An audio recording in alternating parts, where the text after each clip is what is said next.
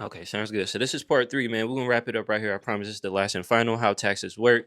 I'm not a professional. If you need help from a professional, please go seek that help. My blood brother asked me, and it's my responsibility to communicate as thoroughly as possible. I don't know everything, but this is to the best of my ability. Mastery, can you please stay in here? Thank you, Sunny.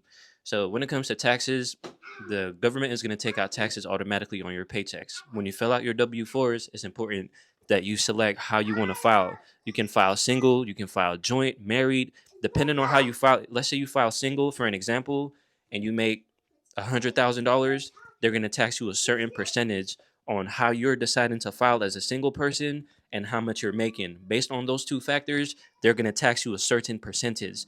And that percentage is set by the government. I don't know how they came up with that number, but yeah, that they have a certain number. So depending on how you file and how much you make, again, whether you file single, married, joint, whatever, and how much you make is going to depend on how much money they take from your paycheck every single month. Now, when you set up your W-4s before you go file your taxes, because when you go into a job, you have to tell them, hey, this is how I want to be taxed throughout the year. Like, as I'm working and as I'm going, I want you guys to be doing this. Some people, bro, you can even put it as to where they don't take out no taxes.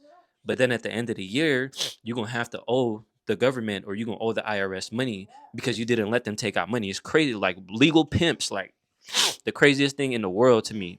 But so yeah, if you put, you don't want them to take out nothing, because you can make your paychecks like that, and you get full access to all your money.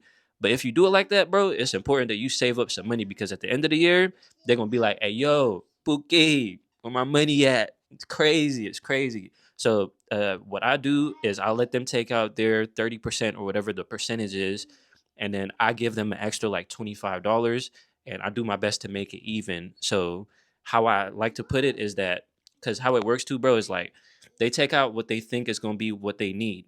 So let's say they taking out that 30% or whatever, then at the end of the year, if they took out too much, that's when you get a tax refund. So a tax refund is the government's pretty much saying, we took too much money from you. Our bad. Here's a refund. But if you don't get a refund, that's because they took out the perfect amount, and they didn't owe you nothing extra, in other words. So I like to do is I like to give them a little extra, like a little 25, a little 15 extra dollars on every paycheck. So then that way at the end of the year, I'm not expecting a big refund, and I'm not expecting to owe them nothing. I know for a fact it's going to be me getting back a small little refund. Like, so it's like a little savings account, So put a little extra 15, 25 away for them, and it's going to work out. But let me know if you have questions. Let's get it.